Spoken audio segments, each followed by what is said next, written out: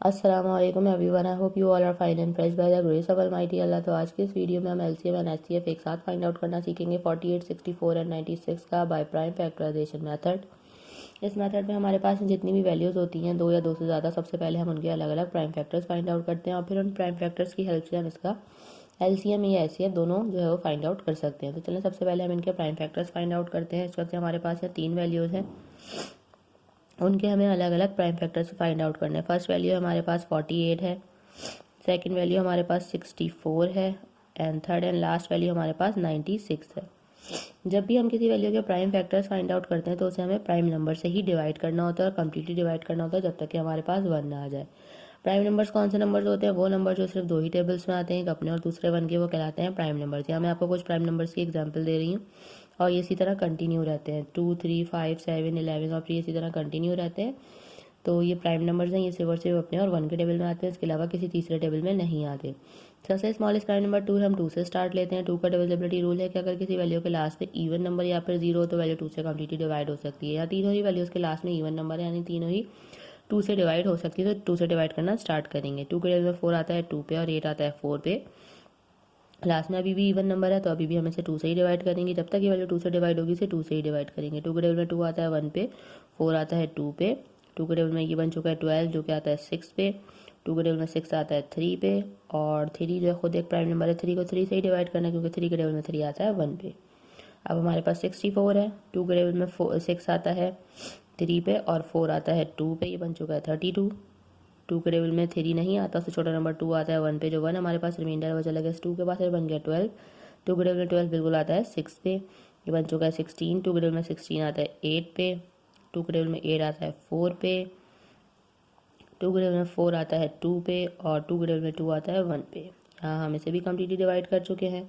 Last में हमारे पास है 96। 2 से स्टार्ट लेंगे क्योंकि लास्ट में इवन नंबर है 2 के टेबल में, लेकिन 9 नहीं आता, उससे छोटा नंबर 8 आता है 4 पे, जो 1 हमारे पास रिमाइंडर में चला गया 6 के पास, बन गया 16। 2 के टेबल में 16 बिल्कुल आता है 8 पे, ये बन चुका है 48। यहाँ से हम इसे ही जो है वो देख लेते हैं, फॉलो कर लेते हैं क्योंकि हमने 48 के प्राइम फैक्टर्स फाइंड आउट करें। 2 के टेबल में 4 आता है 2 पे, 8 आता है 4 पे, 24। 2 के टेबल में 24 आता है 12 पे। 2 के टेबल में 12 आता है 6 पे। 2 के टेबल में 6 आता है 3 पे और 3 को यहाँ पे 3 से ही डिवाइड करना है। 3 के टेबल में 3 आता है 1 पे। यहाँ हम इन तीनों के प्राइम फैक्टर्स फाइंड आउट कर चुके हैं। अब हमें क्या करना है, तीनों के प्राइम फैक्टर्स सबसे पहले लिखने हैं इस तरह। 2 मल्टीप्लाई बाय 2, काउंट कर लेते हैं कितने 2 से, 1 2 3 4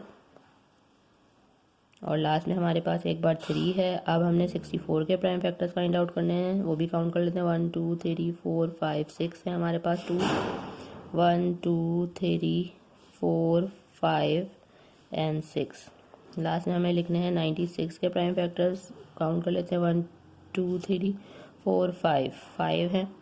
1 2 3 4 5 और लास्ट में हमारे पास एक बार 3 है। अब हमें चाहिए कॉमन फैक्टर्स, ऐसे फैक्टर जो कि तीनों में मौजूद है, जिनका हमें तीनों में पेयर बनता हुआ नजर आ रहा है।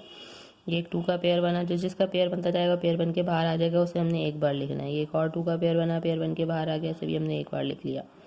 एक और 2 का पेयर बना, पेयर बन के बाहर आ गया, इसे भी हमने एक बार लिख लिया। एक और 2 का पेयर बना, पेयर बन के बाहर आ गया, इसे भी हमने एक बार लिख लिया। उसके अलावा हमें तीनों में कोई पेयर बनता हुआ नजर नहीं आ रहा। ये 2 में बन रहा है, ये भी 2 में बन रहा है, लेकिन जब हम एचसीएफ फाइंड आउट कर रहे हैं तो हमें तीनों में ही पेयरिंग करनी है, तभी हम उसका पेयर बना सकते हैं, और कोई हमें तीनों में पेयर बनता हुआ नजर नहीं आ रहा। तो अब हम क्या करेंगे, तमाम कॉमन फैक्टर्स को कर देंगे मल्टीप्लाई, तो हमें पता चल जाएगा highest common factor. 2 time 2 is 4, 4 time 2 is 8, 8 time 2 is 16। Means हमारे पास ये हाईएस्ट कॉमन फैक्टर आ चुका है जो कि है 16। अब हमें फाइंड आउट करना है एलसीएम। एलसीएम के लिए क्या करेंगे, हमें सबसे पहले लिखना है हाईएस्ट कॉमन फैक्टर जो कि हमारे पास आया है 16। उसके बाद जो हमारे पास रिमेनिंग फैक्टर्स है उसमें हम देख लेंगे कि क्या किसी का 2 में भी पेयर बन रहा है। अगर 2 में भी पेयर बन रहा है तो हम बना सकते हैं, जैसे कि ये 2 का पेयर बना, पेयर बन के बाहर आ गया, से भी हमने यहाँ एक बार लिखा। उसके अलावा यहाँ ये 3 का भी पेयर बन रहा है, इन 2 में पेयर बन के बाहर आ गया, इसे भी हमने यहाँ एक बार लिखा। उसके अलावा कोई भी 2 में पेयर नहीं बन रहा, सिर्फ ये 2 रह गया है। जो रिमेनिंग फैक्टर आखिर में रह जाएंगे जिनका कोई पेयर नहीं बन रहा, उनको भी हमने ऐसे ही कॉपी करना है। अब इन सबको हम कर देंगे मल्टीप्लाई, तो हमें पता चल जाएगा लीस्ट कॉमन मल्टीपल 48, 64 एंड 96 का। तो चलिए जल्दी से इनको मल्टीप्लाई करते हैं। 16 टाइम 2 इज़ 32, 32 को मल्टीप्लाई करना है हमें यहाँ 3 से, वो हम रफ वर्क में कर लेते हैं। 3 time 2 is 6 and 3 time 3 is 9, 96 आ गया। 96 को मल्टीप्लाई करना है हमें 2 से। 2 टाइम 6 इज़ 12 का 2 1 कैरी, 2 टाइम 9 इज़ 18 प्लस 1 19, हमारे पास ये लीस्ट कॉमन मल्टीपल भी आ चुका है जो कि है 192। देखा आपने कितनी जल्दी से बाय प्राइम फैक्टराइजेशन मेथड को फॉलो करते हुए हमने एचसीएफ और एलसीएम फाइंड आउट करना सीख लिया है। आई होप कि वीडियो आपको अच्छे से समझ आई है। अगर ये वीडियो आपको पसंद आई है तो इसे लाइक और शेयर जरूर करें और मेरे चैनल को भी सब्सक्राइब करें। इंशाल्लाह बहुत जल्द मिलती हूँ आप अपनी नेक्स्ट वीडियो में। अपना बहुत ख्याल रखिएगा। अल्लाह हाफिज़।